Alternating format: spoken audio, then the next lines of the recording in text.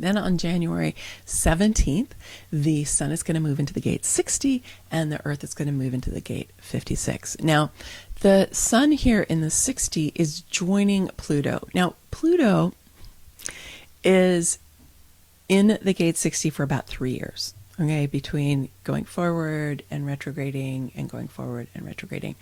3 years in the gate 60.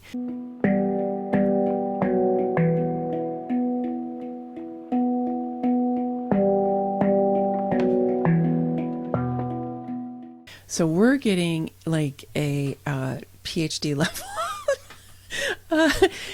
training in the gate 60. So the gate 60 is also in the knowing circuit. You know, I was talking about the downloads are coming in here through that 61. Well, in the knowing circuit, it comes in, will split through the throat, go around both sides of the body and up through the central channel.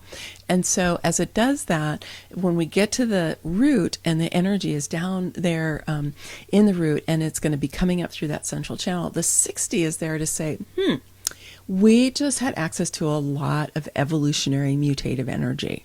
Which of all of these possibilities that have come in are actually really useful? Which are the ones that do we want to accept? And which ones do we want to say, not so much? So the fact that Pluto has been here for so long, this is really a collective experience with the 60. Now, the sun is going to be a little bit like a highlight. It's going to be like, hey, you know, the 60's kind of been, you know, moving around in your background. Pluto's going, pay attention to the 60, like what's really important. What are you going to take with you? What are you going to leave behind? You know, Pluto's been saying that all this time. And then the sun's like, hey, have you been listening to what Pluto has to say? Because now take a look at the 60. Now, this can go sideways with conservatism because this is going to be really mutative, evolutionary energy that's bringing about significant change. So we can really see this in our world today with people who are wanting to go back to an older time. People who are like, you know, what happened to our America? You know, what are all these like people of color coming into power for? And what are all these, you know, lesbian and gays and binary trans people like that? Is there something wrong with those people? Yeah. So that's what can happen with this conservatism, right? Is we want to go back to the good old days when men were men and women were women and everybody knew their place. Well, I think to remember that all of that we think of as conservatism now, it's all relatively recent in the history of humanity. I mean, really, we're talking a number of hundreds of years or maybe a few thousand years. And, you know, humanity's been around for 150, 200,000 years. So it's relatively recent. And yet there can be a lot of energy around that, grasping on, trying to put things back into the old and pushing away the new.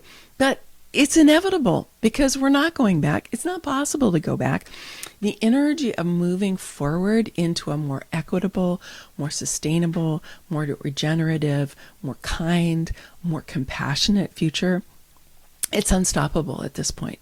There is just so much that is going on in the big cycles that is bringing this forward. And so I just want to say to you, if you've had any fear around what's going on with this conservatism that we see in a bunch of the world, not just in the United States, just the place I know the best because I live here, then don't worry about it. Just stay focused on the evolutionary impulses that matter most to you.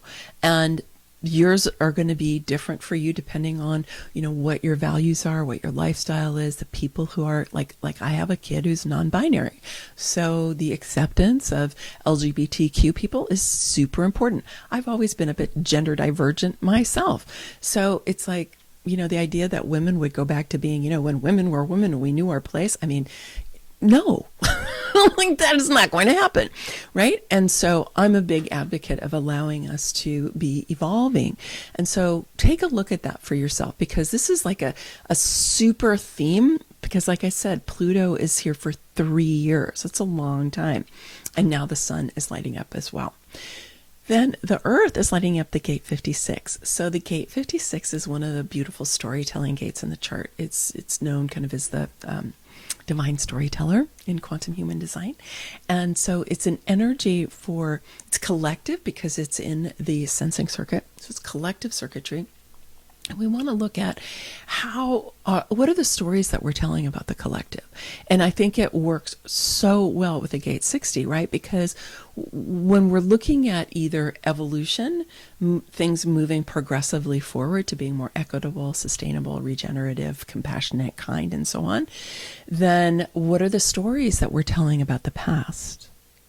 Are we telling stories that want us to move backward to some other time, which is probably as much in our imagination as any lived experience anyway? Or are we telling stories about the possibilities of where we can go from here, based on an understanding of the past that is really kind and inclusive? And so this is going to be a really big transit for us to be leaning into. So mark this one on your calendars. And then you can see where it is here on the mandala, right? Again, just trying to help you understand how this system works a little bit better.